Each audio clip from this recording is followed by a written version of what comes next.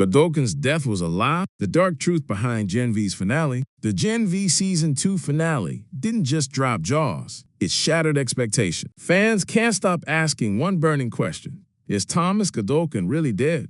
Or has he once again found a way to cheat death? Because if this universe has taught us anything, it's that death is rarely permanent, especially when Vought science and ambition are involved. That final, explosive scene where Marie unleashes her full power on Godolkin looked like poetic justice, the moment where the villain finally gets what's coming to him. But something about it didn't feel final. In fact, it felt too perfect, too neatly wrapped up for someone as cunning and manipulative as Godolkin. And that's exactly why fans are convinced his story isn't over. Let's break it down. In the finale, Marie channeled every ounce of strength, rage, and trauma to obliterate Godolkin's body. The moment was powerful, symbolic even. The same blood manipulation that once terrified her became the very weapon that brought him down. It was a cinematic full circle.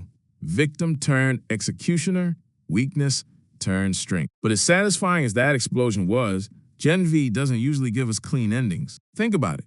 This is a universe where people are cloned, minds are controlled, and corpses come back with upgraded abilities. So the real question isn't just, is Godolkin dead? It's what version of him comes next. Throughout Season 2, we saw how methodical and strategic Godolkin was. Every move he made felt calculated. Every line, every betrayal, every manipulation was part of a larger plan. It wasn't just a villain who reacted.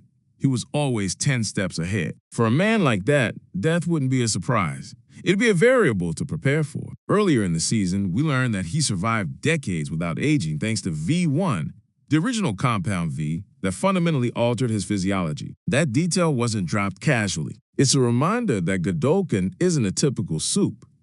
He's an experiment, a human transformed into something beyond natural limits. Someone who's potentially conquered not just aging, but mortality itself. And that's where the theories get wild. Fans are already comparing his possible return to Charles Xavier's consciousness transfer twist from X-Men: The Last Stand. If Godolkin's body was destroyed, what's to say his mind didn't survive? We already know he had the ability to control multiple people at once, even entire groups of students.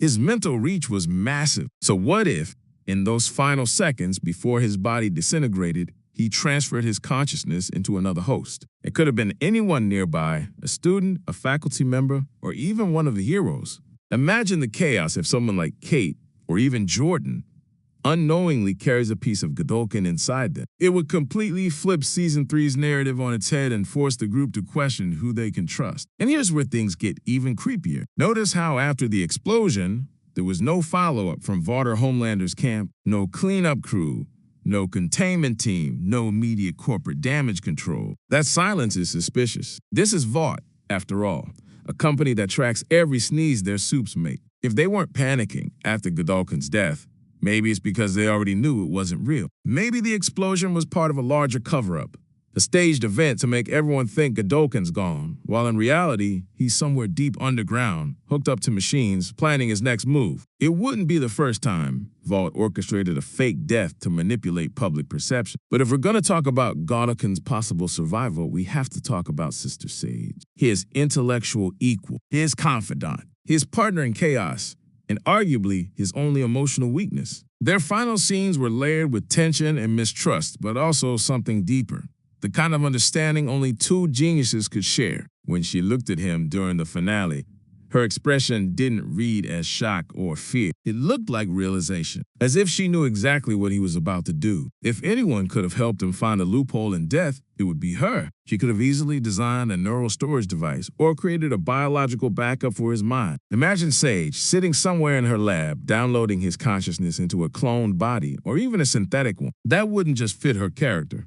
It would make her the most dangerous person in the Boys universe moving forward. Let's not forget that the Boys has already hinted at technological consciousness transfer and cloning in subtle ways. Vought's research has always been one step away from playing God. Between compound V experimentation and soup gene manipulation, the possibility of resurrecting someone like Godolkin isn't far-fetched at all. And if Sage was involved, she could have taken it further, make him stronger, smarter, and possibly immune to the weaknesses that destroyed him before. Now, let's look at what this will mean for the universe going forward. Godolkin's return in any form wouldn't just be about revenge. It would be about control. His ideology was always about reshaping power, creating a new order where Supes ruled through intellect and dominance rather than chaos. Killing him might have destroyed the man, but it didn't destroy his philosophy. The seeds of his beliefs are already growing in the minds of the students he trained. Even in death, his influence lingers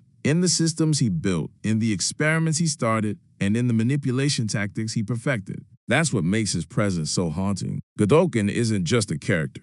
He's an idea, and ideas don't die easily. This is where it ties directly into The Boys Season 5. If Godolkin really is alive, or if his data, DNA, or consciousness survives in any form, he's going to become a major wild card in the ongoing war between Vought, Homelander, and the anti-Supe resistance. Think about it.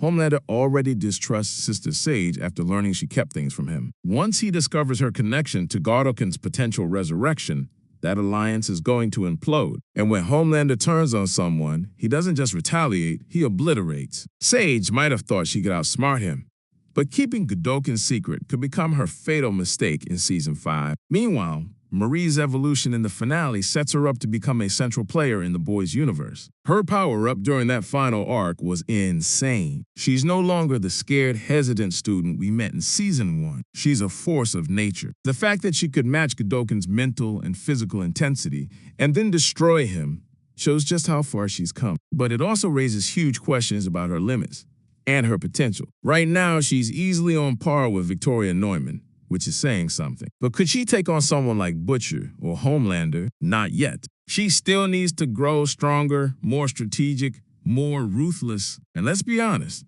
she's heading down that path. Every tragedy she's endured is pushing her closer to becoming a key figure in this ongoing war for dominance. And speaking of Butcher, if he crosses paths with Marie in The Boys Season 5, the dynamic would be explosive. She represents everything he hates and fears about Supes, but also everything he secretly admires: control, precision, and purpose. Her presence could either push him to reconsider his hatred for Supes or make him double down on his mission to destroy them all. Either way, Marie is now a player in the big leagues, and she's not going back to being a background character. But coming back to Godolkin's so-called death, whether he's truly gone or not, the impact of his character is undeniable. His existence has changed everything. He's exposed cracks within Vought, destabilized relationships, and forced even Homelander to reassess who's really pulling the strings. If he's dead, he died a villain. If he's alive, he's coming back as something far worse, a ghost with a god complex. What makes this theory so compelling is how it fits with The Boys' long-running theme: corruption never really dies. Whether it's corporate greed, political power, or personal ambition, evil in this universe doesn't end. It just evolves. Godolkin may be physically gone, but his legacy will infect everything. His experiments, his ideology, and his manipulations will echo across both Gen V and The Boys. So is Thomas Godolkin really dead? Maybe, but in this world, death is more of a pit stop than a destination. The real question isn't if he'll return, it's how. Through cloning, data resurrection, or consciousness transfer, his next evolution could make him the most dangerous being the universe has ever seen. And if that happens, the heroes of Gen V will have to face the terrifying reality that they didn't destroy their enemy. They upgraded him. One thing's for sure: the shadow of Thomas Godolkin still looms large. Whether as a man, a memory, or a machine, his influence isn't going anywhere. And when he does return, because let's be honest, in the Boys universe, no one ever truly stays dead. It won't be just for revenge. It'll be for domination over Vought, over the Supes, and over the very concept of power itself. So what do you think? Is Godolkin really gone, or has he pulled off one last master plan from beyond the grave? Could Sister Sage have helped him escape death? And what does this mean for Marie, Homelander, and the world of The Boys moving forward? Drop your theories in the comments below, because one thing's clear: